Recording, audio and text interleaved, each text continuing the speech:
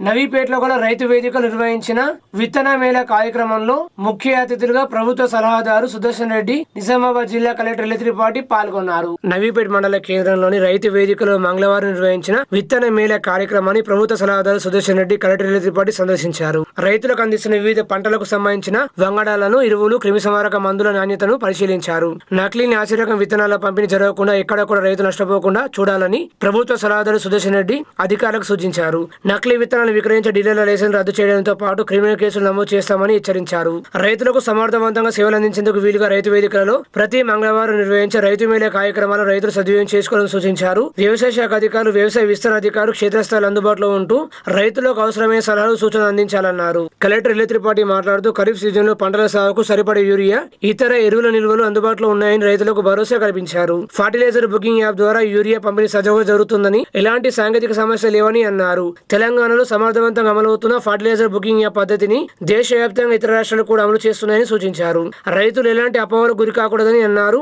మోతాదుకు మించి ఎరువులు వినియోగించడం వల్ల భూసారం దెబ్బతింటుందని, నానో యూరియా వినియోగంపై కూడా రైతులు దృష్టిని కేంద్రీకరించాలని హితవు పలికారు. వీరి వెంట నిజామాబాద్ ఆర్డీఓ రాజేంద్ర కుమార్, వ్యవసాయ శాఖ అధికారి నవీన్ తదితరులు ఉన్నారు.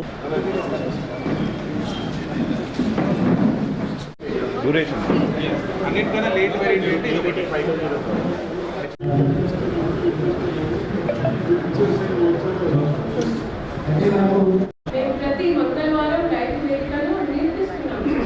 చాలా శాస్త్రీయమైన తరీకాలు చెప్తున్నాం. దయచేసి అటెండ్ అవ్వండి. ఇంకొకటి పెద్ద మనిషి అడిగేటాం. ఇప్పుడు మన పాస్బుక్లో ఉన్నాయి 6 ఎకరాలు పట్టండి.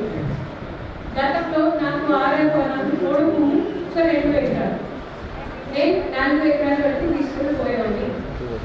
అది కరెక్టా? మన మొక్కజొన్నకి 4 బస్తాలు అయితే దానికి 50% ఇస్తున్నాను మీకు ఉన్న విస్తీర్ణం బట్టి.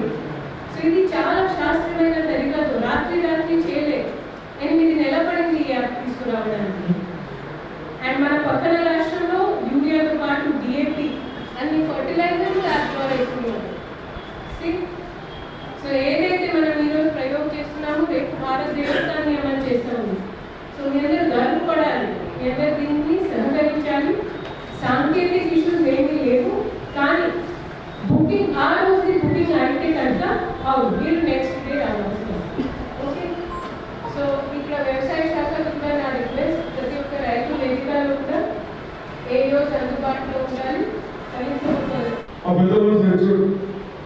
నాకు ఫోన్ రావు, నాకు ఫోన్లు దాన్ని కూడా మేము పరిశీలించినామా. సెక్రటరీలు, కమిషనర్, మినిస్టరు, ముఖ్యమంత్రి గారు మాట్లాడారు ఇలా చేస్తే బాగుంటుందని. అవన్నీ డిస్కషన్ చేసి రోజు మన సమస్యలు వెళ్ళిన తర్వాత బహుశా నిన్ననే మండలి వైపు రాకుండా సొసైటీ వైపు అంటే మన రైతు సొసైటీలు ఉన్నాయి కదా, ఆ సొసైటీ వైపు ఉంటే బాగుంటుంది అంటే చెట్లు ఎప్పుడు సొసైటీ వైపు ఇస్తే బాగుంటుంది. మనకి ఏమన్నా వ్యవసాయ సొసైటీ అంటే ఏం సొసైటీ అగ్రికల్చర్ ఆఫీసర్స్ ఉన్నాం, వాళ్ళు కూడా కొట్టిస్తున్నాం కదా. అందరూ ఎక్కడ బాధపడుతూ అవన్నీ మన కొరకు, రైతుల కొరకు మన ముఖ్యమంత్రి గారు కానీ, రేవంత్ రెడ్డి గారు కానీ, అగ్రికల్చర్ మినిస్టర్ కానీ, మన సెక్రటరీస్ కానీ బాగా ఆలోచిస్తూ ఉన్నాం. ఎప్పటికీ దొంగల చేతులకి పోవాలి, మా వల్ల ఎప్పటికీ బాగుండాలి అన్న ఉద్దేశంతో చేస్తాము. అదేవిధంగా నాలో యూరియా, మన యూరియానేమో ఎక్కడికేమో తెస్తా ఉన్నాం. ఇదేమో మనము